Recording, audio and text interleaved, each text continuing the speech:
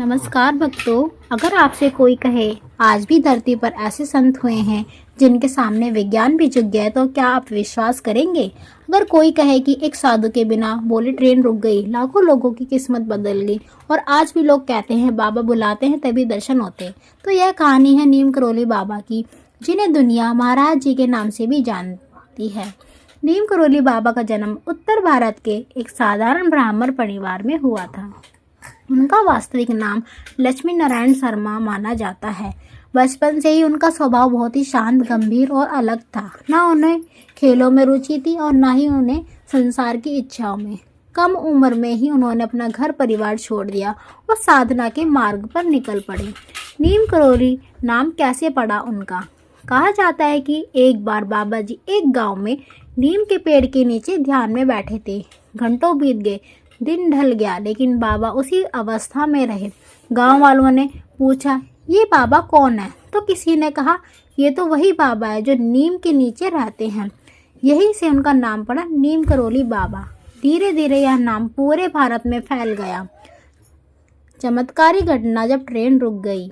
यह घटना नीम करौली बाबा को संपूर्ण भारत में प्रसिद्ध कर देती है।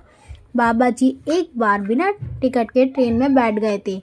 टीटी ने उन्हें उतार दिया, लेकिन जैसे ही ट्रेन आगे बढ़ी, ट्रेन रुक गई। इंजन बदला, ड्राइवर बदला, लेकिन ट्रेन नहीं चली। किसी बुजुर्ग ने कहा, जिस साधु को उतारा है उन्हें वापस बुलाओ। जैसे ही बाबा दोबारा ट्रेन में बैठे, ट्रेन तुरंत चल पड़ी। तभी लोगों ने कहा, ये कोई साधारण साधु नहीं, ये तो सिद्ध पुरुष है। उत्तराखंड के नैनीताल जिले में दो पहाड़ियां हैं जो आपस में कैंची की तरह मिलती है। इसी स्थान को कहा गया है कैंची। 1960 के आसपास में नीम करौली बाबा यहाँ आए और उन्होंने हनुमान जी के मंदिर की स्थापना करवाई। बाबा जी स्वयं कहते हैं, मैं कुछ नहीं करता, सब हनुमान जी ही करते हैं। आज यही स्थान कैंची धाम के नाम से पूरी दुनिया में प्रसिद्ध है। बाबा जी के विदेशी भक्त भी हैं। नीम करौली बाबा केवल भारत में ही नहीं, पूरी दुनिया में पूजे जाते हैं। उनके प्रसिद्ध भक्तों में शामिल है एप्पल के संस्थापक स्टीव, फेसबुक के मार्क और लेख है रामदास। स्टीव जॉब्स भारत आए और कैंची धाम पहुँचे। वे बाबा जी से नहीं मिल पाए, लेकिन उनके जीवन की दिशा ही बदल गई। विदेशी भक्त बाबा को कहते हैं महाराज जी। बाबा जी का यह संदेश है।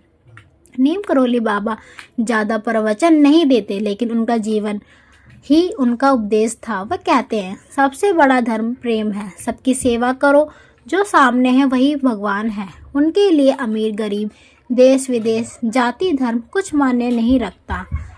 उनकी समाधि और भावुक 1973 में वृंदावन में नीम करौली बाबा ने अपना शरीर त्याग दिया, लेकिन भक्त कहते हैं बाबा गए नहीं हैं।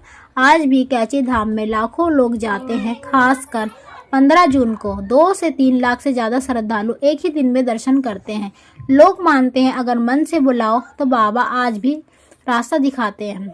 अगर यह कथा आपके दिल को छू गई हो तो कमेंट में जय नीम करौली बाबा लिखें।